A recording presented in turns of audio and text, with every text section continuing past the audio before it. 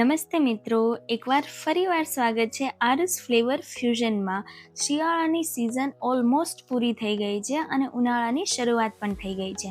પણ એકવાર તુવેરના દાણા જુઓ એટલે લીલવા કચોરી ના બનાવો તો આપણું મન ભરાય જ નહીં. તો મેં અંતમાં પણ લીલવા કચોરી તો બનાવી જ નાખી. તો આ રેસીપી મેં સ્પેશિયલી તમારા માટે શૂટ કરી છે. તો અહીંયા મેં 1 કપ જેટલો મેદાનો લોટ લઈ લીધો છે. ટેસ્ટ પ્રમાણે મીઠું એડ કર્યું છે અને અજમો છે એને હાથથી ચોળીને નાખી દીધો છે. અને આની અંદર કચોરીને વધારે પડતી જો આપણે ક્રિસ્પી બનાવી હોય અને બહારથી આવી રીતના સોફ્ટ લાગતી હોય તો વધારે મોણ નાખવાનું છે અને એકદમ મસળીને લોટ બાંધવાનો છે. અને મોણ કેટલું હોવું જોઈએ એ પણ હું તમને બતાવીશ. તો આવી રીતના આપણે જેને મસળતા હોઈએ છીએ ને ત્યારે આપણે મુઠ્ઠી વાળીએ એટલે એ મુઠ્ઠી લોટની બંધાઈ જવી જોઈએ. એટલું મોણ હશે ને તો એકદમ ક્રિસ્પી કહેવાય ને, ખસ્તા કચોરી બનશે. તો તમે જોઈ શકો છો એટલું મોણ નાખી અને પછી ધીમે ધીમે પાણી રેડવાનું છે અને એક સરસ એવી સ્મૂથ કણક તૈયાર કરી દેવાની છે. તો આ લીલવા કચોરી હું આખા શિયાળામાં બસ વિચારતી જ રહી ગઈ, પણ એન્ડમાં પણ મેં બનાવી તો નાખી જ, પણ બહુ જ સરસ બની હતી. હું સિઝનમાં ઘણી બધી વાર બનાવું જ છું. જ્યારે તુવેરના દાણા જોઉં છું ત્યારે ડેફિનેટલી શાક કરતાં વધારે આ રેસીપી હું બનાવતી હોઉં છું અને ખૂબ જ ખાવામાં ટેસ્ટી લાગતી હોય છે અને ઇન્સ્ટન્ટ બની જતી હોય છે. એટલા માટે ચોક્કસથી તમે પણ ટ્રાય કરજો. પણ મેં ઘણી બધી વાર બનાવી છે, પણ એક જ વાર મારાથી શૂટ થયું અને મેં લાસ્ટમાં પણ આ એડ કરી દીધું છે. હવે આ કણક સરસ રીતે બંધાઈ ગઈ છે તો એની ઉપર થોડું તેલ રેડી અને સરસ રીતે એને મસળી દેવાની છે. એક સરખો અને સરસ જો કણક બંધાણી હશે તો આ કચોરી છે એકદમ ખસ્તા બનશે અને પછી એને રેસ્ટ આપી દેવાનો છે. અહીંયા મેં તુવેરના દાણા છે એ કાઢી લીધા છે અને એક બાઉલમાં સાફ કરીને રાખી દીધા છે. હવે તે બધા દાણાને મિક્સર જારમાં અધકચરા ક્રશ કરી લેવાના છે. એની અંદર કંઈ પણ જાતનું મીઠું કે પાણી કોઈ પણ વસ્તુ નથી રાખવાની. માત્ર આવી રીતના પલ્સ પર એને ક્રશ કરી દેવાના છે, પણ એકદમ ક્રશ ના થઈ જાય એનું ધ્યાન રાખવાનું છે. વચ્ચે વચ્ચે એવું લાગે તો ચેક કરતું રહેવાનું છે, પણ અધકચરા હોવા જોઈએ. તમે જોઈ શકો છો પહેલી વાર મેં કર્યું તો થોડા વધારે પડતા જ અધકચરા હતા.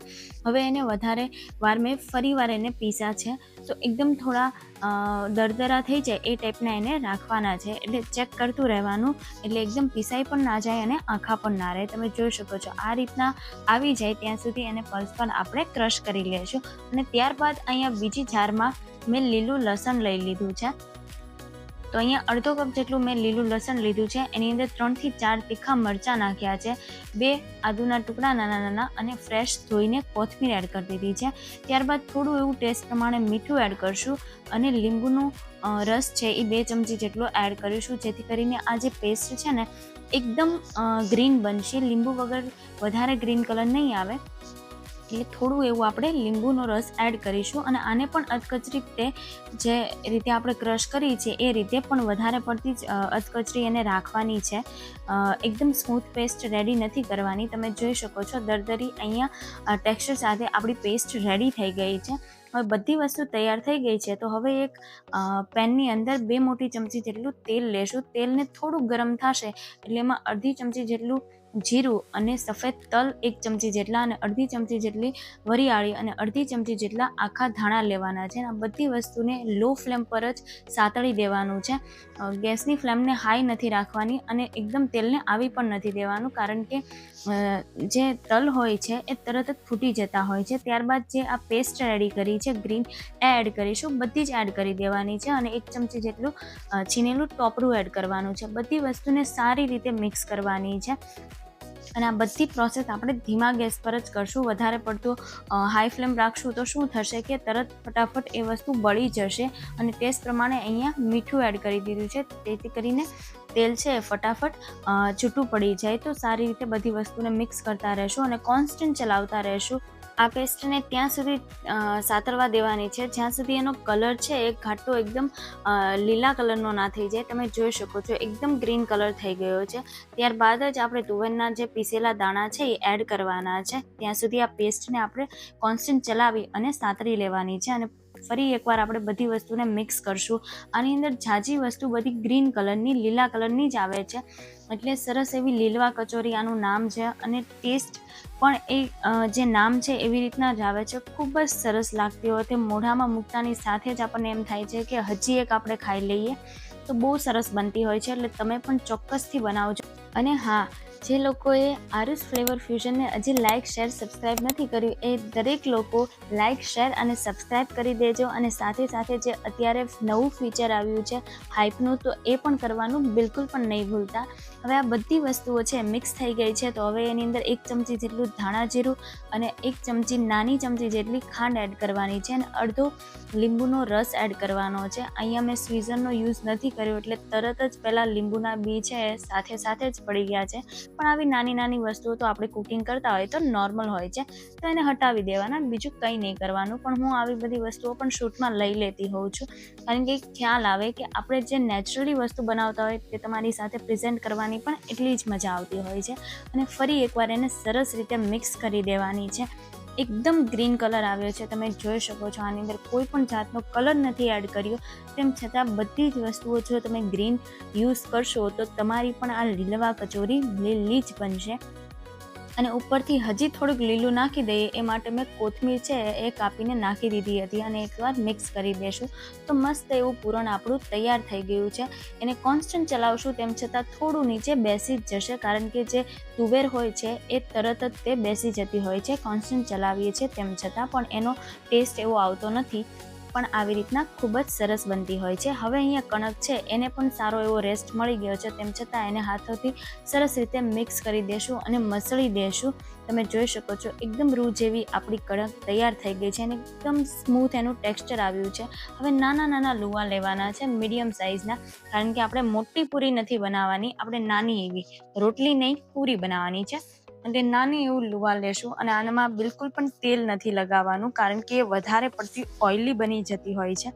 તો આવી રીતના ચીપકે તેમ છતાં હાથથી ટેપ કરતાં કરતાં આપણે નાની એવી પૂરીનો જે શેપ આપીએ છીએ એ ટાઈપનું નોર્મલી એને રાઉન્ડ શેપમાં વણી લેવાની હોય છે. અને વચ્ચે હવે 1 ચમચી જેટલું એની અંદર પૂરણ એડ કરવાનું છે, અને એને એકદમ પતલી પણ નહીં અને જાડી પણ નહીં એવી રીતના વણવાની છે. તમે જોઈ શકો છો નીચે પાટલીનો ભાગ છે એ દેખાઈ આવે છે એટલી પતલી એને વણી લેવાની છે, અને ચારે બાજુથી એની કિનારી છે એ સીલ કરી દેવાની છે.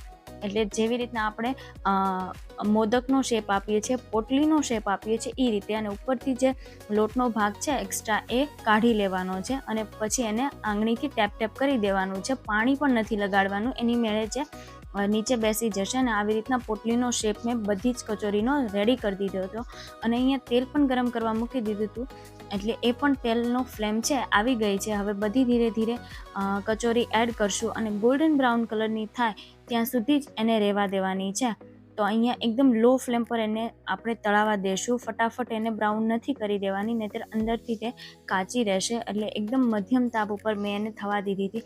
તમે જોઈ શકો છો ફૂલ છે એટલે એ ફ્લિપ પણ નહીં થાય. તમે જુઓ બધી કચોરી એક પછી એક ફૂલથી ઉપર દેખાય છે, એ આપણને એવું સાબિત કરે છે કે બરાબર કણક તૈયાર થઈ છે, અને પૂરણ પણ સરસ રીતે ભર્યું છે. આવી રીતના આવો કલર આવે ત્યાં સુધી એને ધીરે ધીરે તળાવવા દેવાની છે. એકદમ મધ્યમ તાપ પર તળાશે ને તો ખૂબ જ સરસ અંદરથી પણ આપણને સોફ્ટ અને બહારથી એકદમ ક્રિસ્પી લાગશે. ઓઇલ ઓબ્ઝર્વિંગ પેપરમાં એને કાઢી દેવાની છે, કારણ કે જે એક્સ્ટ્રા ઓઇલ હશે એ પણ નીકળી જશે. એવું તો એક્સ્ટ્રા ઓઇલ હોતું નથી, તરત જ એ ઓઇલ ઓબ્ઝર્વ કરી લેતી હોય છે. તો ખૂબ જ સરસ એવી આપણી કચોરી બનીને તૈયાર થઈ ગઈ છે. તો આ બધી કચોરીને હવે મેં અહીંયા ખજૂર આંબલીની ચટણી સાથે સર્વ કરી છે. તમે ચા સાથે પણ ખાઈ શકો છો, અને તમારી કોઈ ફેવરેટ કોઈ ચટણી હોય તેની સાથે પણ ખાઈ શકો છો. પણ ખજૂર આંબલીની ચટણી સાથે તો આ લાજવાબ લાગે છે. અને જો હું તમને તોડીને પણ બતાવું, એટલી બધી ખસ્તા બની છે અને એટલી લાજવાબ બની છે. ડીપ કરીને તમે ખાશો ને તો તમારા મોઢામાં પણ પાણી આવી જશે. તમને એમ જ થશે કે અત્યારે અમે આ બાઈટ લઈ રહ્યા છે. તો આવી અવનવી રેસિપીઝ જોવા માટે આરુષ ફ્લેવર ફ્યુઝનને લાઇક, શેર અને સબસ્ક્રાઈબ કરવાનું બિલકુલ પણ નહીં ભૂલતા. મળીએ નવા વિડીયો સાથે, ત્યાં સુધી ટેક કેર, બાય.